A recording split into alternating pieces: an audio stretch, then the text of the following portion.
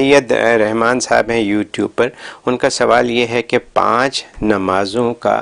قضا کا وقت کب شروع ہوتا ہے؟ 5 نمازوں کا، جیسے قضا،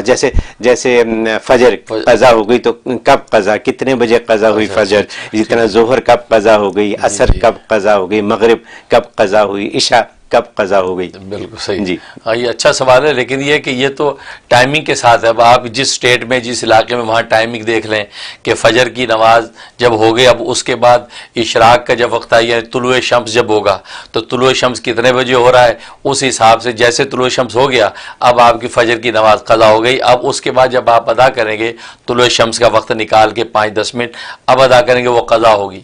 اسی طریقے سے جو ظہر ہے، زوال کے بعد ظہر کا وقت سٹارٹ ہوگا تو پھر عصر کا وقت جو ہے آنے سے پہلے پہلے وہ ٹائمنگ آپ کو پتہ ہونی چاہیے کہ آپ کی اسٹیٹ میں، علاقے میں کیا ٹائمنگ چل رہی ہے۔ تو جیسے ہی وہ ٹائم سٹارٹ ہوگا عصر کا تو اس سے پہلے پہلے وہ ادا ہے، جیسے عصر کا ٹائم سٹارٹ ہو گیا تو اب یہ قضا ہو گئی۔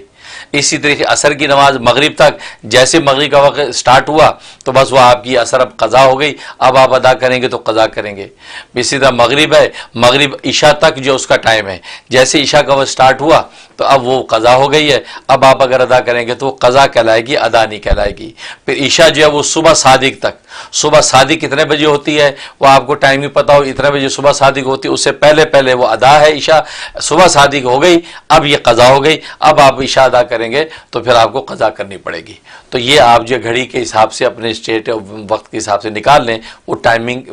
مختلف موسموں میں، سردی میں گرمی میں بدلتے رہتے ہیں، لہذا لگا بندہ کوئی جواب دینا اس کے لیے مشکل ہے۔ آپ اپنی ٹائمنگ کے حساب سے سوئیاں سیٹ کر لیں۔